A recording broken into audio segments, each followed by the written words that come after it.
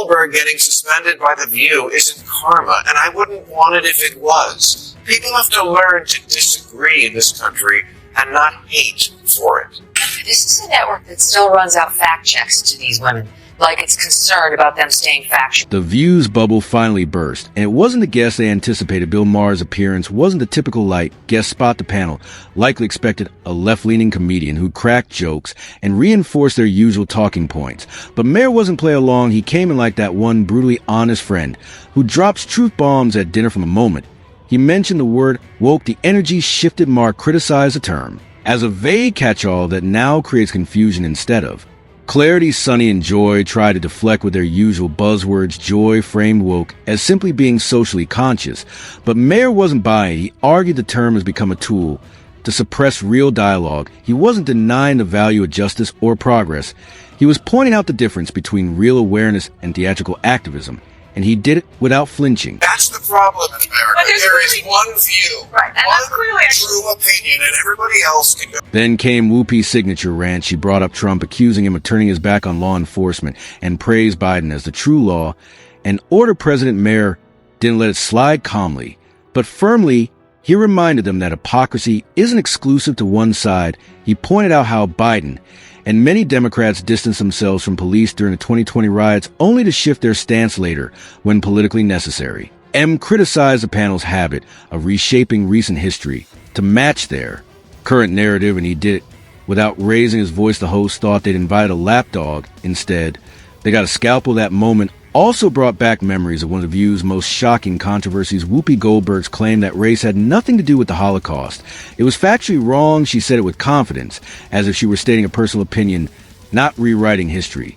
But the backlash was swift and broad. The Nazis themselves classified Jews as a separate and inferior race. That ideology fueled genocide. Historians, activists, and even the Anti-Defamation League corrected her.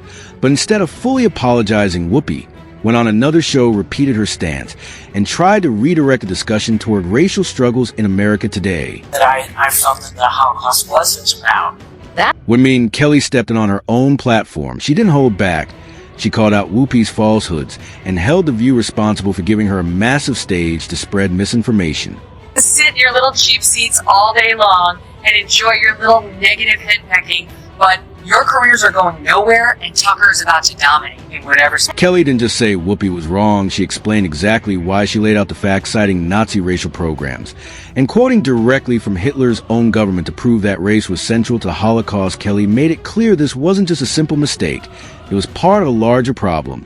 The View's habit of twisting historical truth to support modern political agendas. Her critique wasn't personal, it was systemic. And that made it sting even more. She exposed how often the show misleads its viewers and how rarely those errors get the correction they deserve. She argued that the show isn't just ideologically messy, it's dangerously uninformed. He's so stupid! This is the same lady who thinks everything is racist. Everything and everyone is racist, except Hitler and the Holocaust. And Shapiro may not have been at the table, but his response made waves online. When Whoopi fell back on simplistic Republicans, bad, Democrats good, framing Shapiro didn't yell.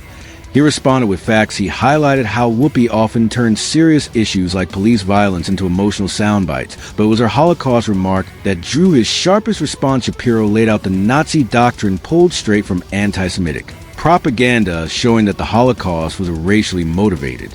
Genocide, not just an act of hate. Unlike The View's emotional, overlapping discussions, Shapiro's delivery was measured and fact-driven. His critiques became unofficial fact checks of the episode.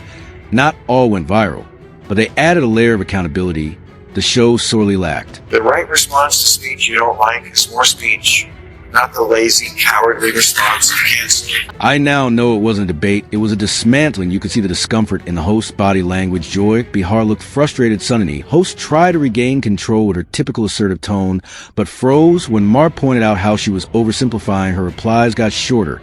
She even looked at the audience for backup. But the applause never came. The audience, usually the show's built-in cheering section, sat quietly. The View had lost its rhythm. Instead of driving the conversation, the hosts were now reacting to it. When commercial breaks couldn't soften the blow, it became clear this wasn't their usual safe space. Anymore, they weren't just being challenged, they were being exposed. This to be wrong. Fuck, it's 11 a.m.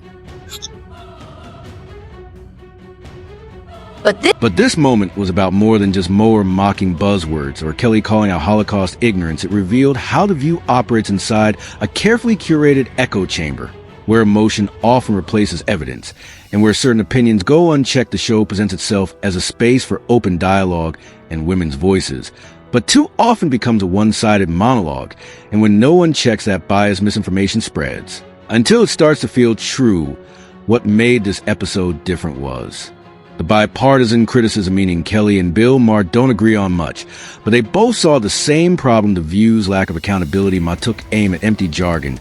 Kelly confronted historical denial. That rare alignment across ideological lines is a warning sign.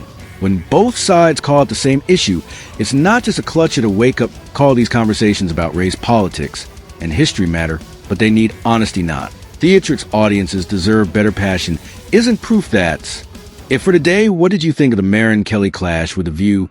Let us know in the comments. And remember, applause fades, but facts